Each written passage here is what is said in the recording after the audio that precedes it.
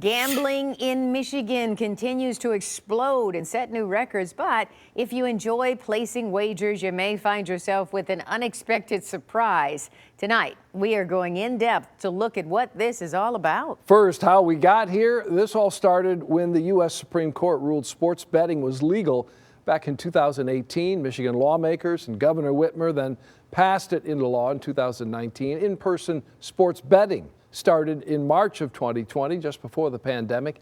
Betting online went live this past January. Now here's a new potential problem. A viewer alerted us to a serious income tax issue in Michigan that may hit you if you're in the game. 7 Action News reporter Jim Kurtzner is in downtown Detroit going in depth with important information.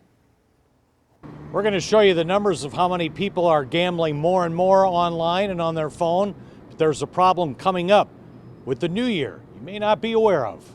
The ads are ubiquitous, trying to get you into the game. The competition is fierce, with 14 operators in Michigan. I think it would be naive to say that there's not a huge risk here for a lot of vulnerable people. He's an online gambler who used to live in Vegas. He also wrote a warning about the growing industry in Michigan in May in Our Magazine. He's not alone. Literally a mini casino in the palm of your hand. Mike Mooney is a former gambler, now a counselor, and on the board of Michigan Association of Problem Gamblers.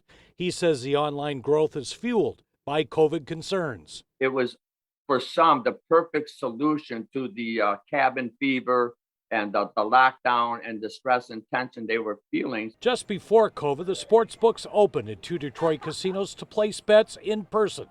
Then after it went online in January, casino gambling continues to grow, setting a record in September. 102 million online casino games, 23 million online sports bets, 126 million total, and that trend is expected to continue. The internet gambling platform has much less overhead, and it is attracting as much or more than the casinos attracted. So it's just common sense that future gambling will be more with the internet technology. This week we got an email from a viewer who wants to sound an alarm about Michigan income taxes on winnings, writing, "I've gambled approximately $97,000 and won $100,000, leaving me with a positive windfall of roughly $3,000. However, I recently read the Michigan Income Tax Act and realized there's no way for me to write off my losses. So that leaves me with a $4,500 Michigan tax bill." We checked with a CPA who says he could be right. You can only itemize losses on federal income tax returns. The state income tax rate on winnings, 4.25%.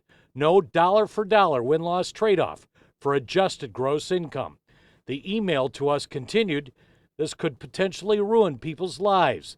And what's worse, most people have no idea that this is even a problem until it's time to pay taxes." For me, it's a very small problem. I don't bet that much, but that would be a huge problem. He rated the betting apps and found some are better than others, keeping players informed about problem gambling. He also says the state could do a better job protecting players. I think that there are definitely things that the Gaming Control Board can do, should do, and maybe haven't thought of yet. We asked to talk with someone with the Michigan Gaming Control Board and the Michigan Department of Treasury. We were told no one was available. In downtown, Jim Kurtzner, 7 Action News. All right, thank you so much, Jim, as always. Now, there is help in Michigan for people who get too deep into gambling.